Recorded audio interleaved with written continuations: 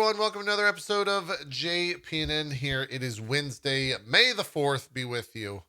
And this is the news, hashtag not sponsored by Disney.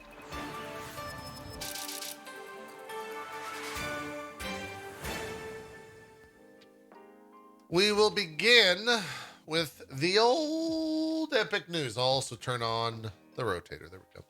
Epic Games and non-profit group Apprenti have announced that they've partnered to introduce a new Unreal Engine-based apprenticeship program. The initiative aims to become available for use with businesses such as games, media, and entertainment. Jennifer Carlson of Apprenti had this to say: beyond this, an apprenticeship based in Unreal Engine skills will provide a pathway to careers not just in gaming, but in broad industries such as film, television, advertising, and manufacturing. We are proud to partner with Epic Games and help underrepresented individuals explore lucrative careers in interactive media. It's kind of cool. It's kind of the same idea as like a blacksmith apprentice or something like that, but for the 2022 lad or lass.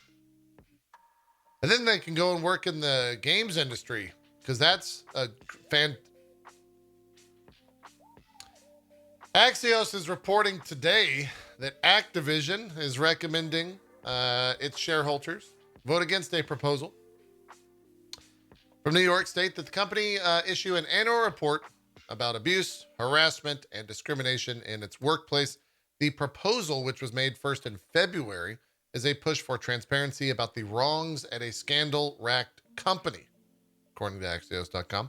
Such proposals often fail, but last year, Microsoft shareholders voted for such a report over the objections of the company's board.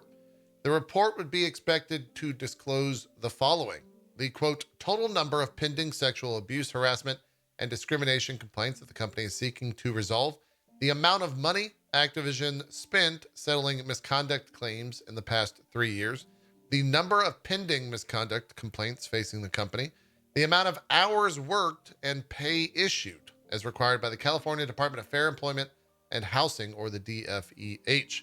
While the board appreciates hearing the perspectives of our shareholders, we do not believe this proposal is in its best interest of the company or its shareholders. They also went on to say that the board believes that rather than diverting energy and resources towards creating yet another report, we should continue to directly respond to employee concerns, the company noted on a filing this past Friday evening. Why not both? An Activision rep responded to Axios and said the company is, quote, committed to transparency, end quote, referencing recent company reports about pay and workplace changes. Quote, we intend to continue that approach in the future. We're not done yet with Activision. New York City, that's only for 90s kids, is suing Activision, and they're targeting CEO Bobby Kotick. According to the filing, Activision CEO Bobby Kotick rushed to secure a takeover bid from Microsoft in order to escape liability for misconduct at the company. A new lawsuit from New York City officials alleges. The suit was filed in Delaware on April 26th by New York City employees, retirement system, and pension funds for the city's teachers, police, and firefighters. The group's own Activision stock, and believe its actions by the gaming giant's management hurt the company's values. This is wild. The office of the New York City's comptroller shared a public version of the suit with Axios on May the 3rd. It says, quote, given Kotick's personal responsibility and liability for Activision's broken workplace, it should have been clear to the board that he was unfit to negotiate a sale of the company, but it wasn't, the suit says. New York says the Microsoft deal, which is pending regulator approval, is allowing Kotick, quote, Kotick and his fellow directors a means to escape liability for their egregious breaches of fiduciary duty. This is going to make one hell of an HBO show in like 10 years. Although I don't know if HBO would take this. This is going to make one hell of a Roku show. Like, if Roku's still around in 10 years. Wild. Absolutely wild. Moving along to more gaming-centric news. Marvel's Midnight Suns, the XCOM style game, not really XCOM, but XCOM style from 2K, has been rated in Australia. The Australian Classification Board awarded Marvel's Midnight Suns an M rating, citing moderate impact themes and violence, mild impact language, drug use, and sex, as well as very mild impact nudity. What is impact nudity? And who's banging? Do you think that's like Lilith, like getting in the mind of like Wolverine or some shit? I don't know. Interesting. We'll have to see. Apex Legends Mobile will be released worldwide this May. The mobile design director Jordan Patz revealed in a recent Apex Legends developer panel, quote, "I'm excited to finally announce that Apex Legends Mobile will be coming to all players worldwide in May. It's an exciting time for our team right now. We're wrapping up soft launch, and we've learned a lot about the game in a short period. We've built this game from the ground up with mobile-first optimizations and mobile-exclusive content to make sure the game feels like Apex while also fresh and new at the same time.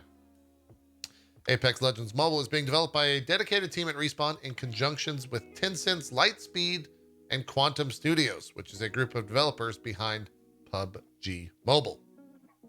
I bet you Apex Legends Mobile is going to print money. At least that's what Respawn and EA are hoping for. VideoGamesChronicle.com has more information about that interview, I suppose. In an update post, the development of Prince of Persia, The Sands of Time remake has been handed over to Ubisoft Montreal, the studio responsible for the original Sands of Times trilogy. There was a quote that came out that said, "The decision is an important step in the team building upon the achievement by Ubisoft Pune, I guess? Pune? I don't know where that's at. Ubisoft Mumbai will now take the time they need to regroup on the scope of the game to deliver the best experience for this remake of an all-time classic when it's ready." Of course, you might remember this game was announced back in September 2020. It was originally set to release in January 2021 before it was delayed into March of 2022. Or no, 2021 as well. This is the first news since that game delay was announced. Kind of stuck in development hell, it seems like. Shenmue creator Yu Suzuki spoke with Famitsu in a special event to celebrate Shenmue in Yokosuka, the city where the series is based. In that event, Suzuki spoke about Shenmue 3 and his potential plans for a sequel. According to Famitsu, Suzuki said that Shenmue 3 was a work made for the fans, with the fans in mind, and was crowdfunded via Kickstarter for this very reason. You might remember this Kickstarter was announced at E3 during a PlayStation press event. It was a wild time. It was a wild time. Suzuki also said that because it was created to please the fans, he was happy that it was well received by the players who had enjoyed their previous games. However, he also feels that the focus on fan service meant that newcomers, quote, felt like they had been left behind, making the third game a difficult entry point for those who never played the first two titles. He went on to say he doesn't yet have any concrete plans for Shenmue 4 and stated that he's eager to, quote, make it possible for new players to play the next one. With Shenmue 3, I really responded to fans' voices, so I wasn't necessarily thinking about making any money, according to an interview with IGN Japan in 2020. But since I'm running a company, I have to think about what can sell if I continue. I've been seriously talking about it over and over again. More interviews, or more of that interview in the full interview, I guess, over at VideoGamesChronicle.com. Matthias Engström, who is the game director for Hitman 3, has joined Crytek as the game director for Crysis 4. The company put out a tweet and said, "We're happy to announce that Matthias Engström, known for his work as game director for Hitman 3 at IO Interactive, joins the Crysis family as game director for the fourth installment in the Crysis franchise starting this week." Do we really need another Crysis? I don't know. Apple is adding a Mario Kart style racer to its gaming subscription service. It's called Warped Kart Racers. The game will feature 20 different characters from the 20th 20th Century Fox, I guess is what this is supposed to be.